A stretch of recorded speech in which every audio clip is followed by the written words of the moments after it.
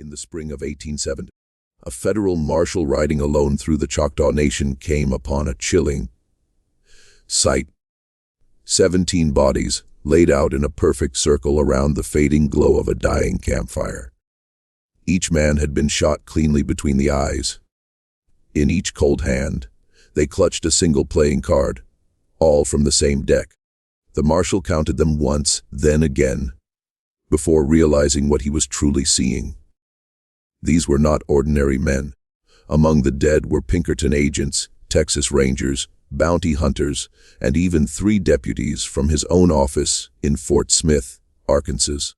They had ridden out together 6 weeks earlier with one purpose: to capture or kill the man newspapers had begun calling the Black Devil of the Red River. Like every pos before them, they had failed, and the cards they held formed a message, a code the marshal recognized, yet could not understand. A code that wouldn't be broken for another 41 years, long after every man who knew its meaning was buried in unmarked graves, scattered across 3 states and the Indian Territory. What the marshal didn't know, what no white lawman would grasp for decades, was that the man they hunted had once been sold as property, auctioned in Natchez, Mississippi for $940 to a cotton planter, branded on his left shoulder with the initials JW, and sent into the fields at just 11 years old. Before we go deeper into the story of Jeremiah Walker, the man who built a gang powerful enough to nearly break the United States government, take a moment to subscribe and tell me in the comments where you're listening from tonight.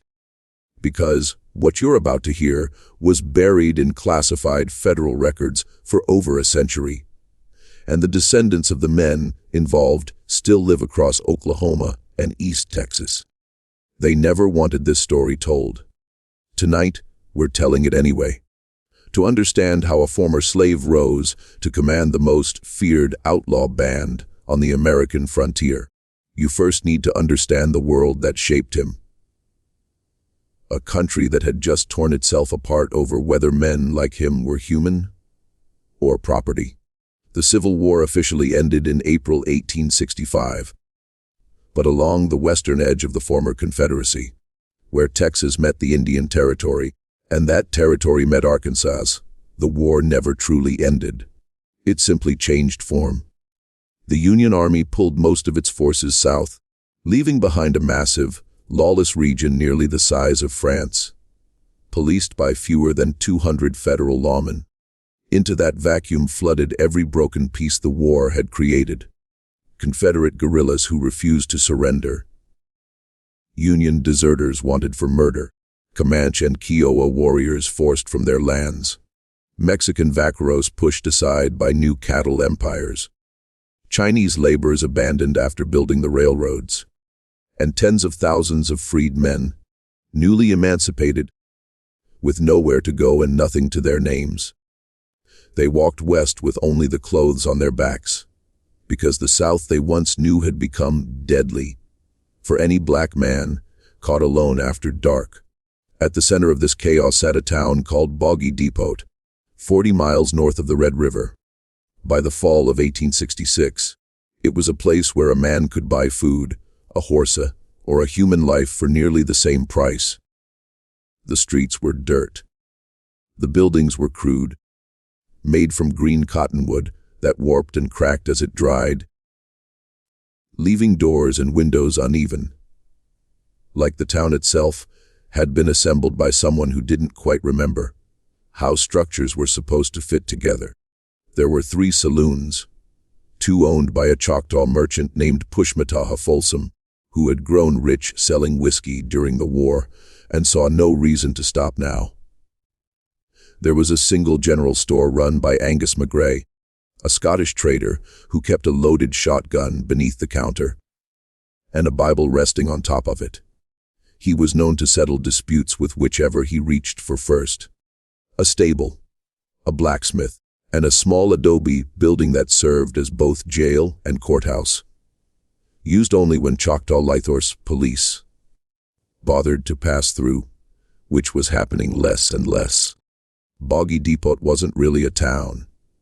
It was a wound, trying to heal without ever closing properly. Wagons came in at all hours from Texas, carrying men who gave no names and goods no one questioned. Wagons left just as often, heading north with items that had once belonged to someone else. The graveyard had grown by 47 new graves in just 18 months. Only 9 had died naturally. The rest fell victim to what locals called a lead poisoning, a rope fever, or the kind of accident that involved a knife, a back, and a moonless night. The smell of the place lingered. Horse manure, smoke, sweat, cheap whiskey, and beneath it all, something harder to wash away. Old blood. It was into this town, on a cold November morning in 1866, that a man walked in. He was about 20 years old, 6'2", lean as a coyote.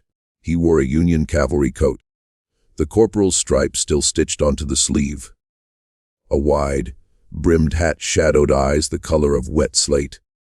Across his back hung a Spencer repeating carbine. 2 Colt revolvers rested at his hips. A handmade cross, draw holster, and a Bowie knife sat in his boot. He had no horse. He had walked 60 miles alone through territory where a black man traveling alone was usually considered easy prey. No one had touched him. They would soon understand why. When he entered McRae's store and bought salt pork and coffee, he gave his name. Jeremiah Walker. He had served 3 years in the 1st Kansas Colored Infantry, fought at Honey Springs, wounded twice, discharged in 1865, with unpaid wages. A worthless voucher, and the brand of his former owner, still burned into his shoulder. McRae took one look at him. The way he stood with his back to the corner, eyes always on the door, and said nothing. He simply counted out the goods, and added a small bag of dried apples. Years later, McRae would say that from the moment Walker stepped into his store, he knew something in the country was about to change. He just didn't realize how much. What followed would become one of the most extraordinary and terrifying chapters in frontier history. By the spring of 1868, Jeremiah Walker had gathered a group unlike anything federal authorities had ever seen. Freed black soldiers, Comanche warriors, Mexican brothers driven by revenge, former Confederate guerrillas, a Choctaw elder, and a woman, Dia Ransom, who rode as an equal, planned operations, and handled a pistol with deadly precision. They weren't cattle thieves. That's what made them different. They didn't steal livestock. They stole money. And not just money, but in amounts the frontier had never seen before. Their first major strike hit a railroad payroll carrying 20/80 Outlaws, guarded, protected by Pinkertons. It didn't matter. The attack lasted less than 4 minutes. No shouting, no warnings. Just silence like a forest when a predator enters it. When it was over, the money was gone, and none of it was ever recovered. What terrified investigators wasn't just the precision. It was the message. Each survivor was left alive, each one marked, each one told you, we could have killed you. We chose not to. That was when they realized. These weren't ordinary outlaws. They were soldiers. And they weren't just stealing. They were sending a message. By the time authorities began to understand what Jeremiah Walker truly was, it was already too late, because he wasn't hiding. He was being protected. And what he had started was far bigger than a gang. It was something else entirely. Something the government itself wasn't prepared to face. The men didn't argue. They didn't shout. They simply turned away, one by one, and left without another word. For years after that, the cabin remained standing untouched, avoided, almost forgotten. Locals refused to go near it. Even those who didn't believe the story still kept their distance. Because something about that place didn't feel right. Some said the soil around the cabin had changed. That nothing grew the same way again. Others claimed that on quiet nights, if you stood far enough away, you could still hear something. Not quite a voice, not quite the wind, just something wrong. No one ever proved what she planted there. No records, no clear answers, only stories passed down in hushed voices. Each one a little different, but all ending the same way. With 4 men who had seen too much, and a place they would never return to. No one could ever explain why those men reacted the way they did. They had faced harsh conditions before. They had seen things that would shake most people. And yet, whatever waited near that cabin was different. It didn't chase them. It didn't threaten them. It simply existed, and that was enough. Over time, the story began to spread beyond the nearby towns. Travelers would hear whispers about a place in Georgia, where even the boldest refused to stay. A cabin surrounded by something unseen, something planted with intention. Some believed it was nothing more than superstition, fear growing stronger with each retelling. But others weren't so sure, because every version of the story shared one detail that never changed. The silence. Not the peaceful kind, but the heavy, suffocating silence that feels like it's watching you. Years passed, and the land around the cabin slowly began to fade from memory. Paths disappeared. Trees thickened. Nature, it seemed, was trying to hide something, or protect people from finding it again. A few curious souls tried to locate the place.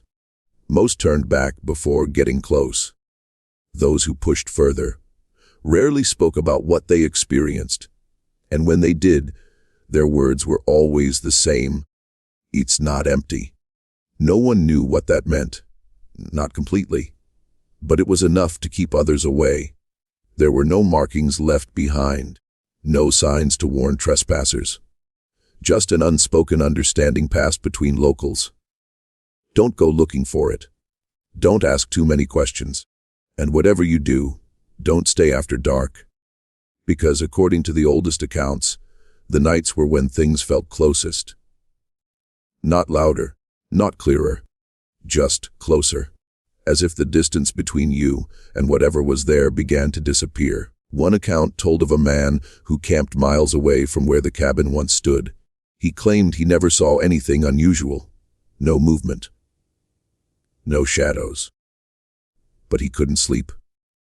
Not even for a second. He said it felt like something was waiting for him to close his eyes. Another spoke of the ground itself, how it didn't feel right underfoot. Too soft in some places, too still in others, as if the earth had been disturbed long ago and never truly settled again. And then there was the smell. Faint, almost impossible to describe, not rotten, not sweet, just unfamiliar, like something that didn't belong to that place or that time. Even today, historians and storytellers debate what really happened there in 1857. Some search for logical explanations, rare plants, environmental changes, psychological fear. But none of those theories fully explain one simple fact: 4 experienced men refused to go near it.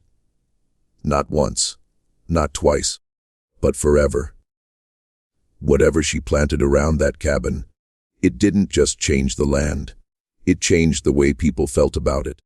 And sometimes, that's far more terrifying. Because fear doesn't need proof. It only needs a place to grow.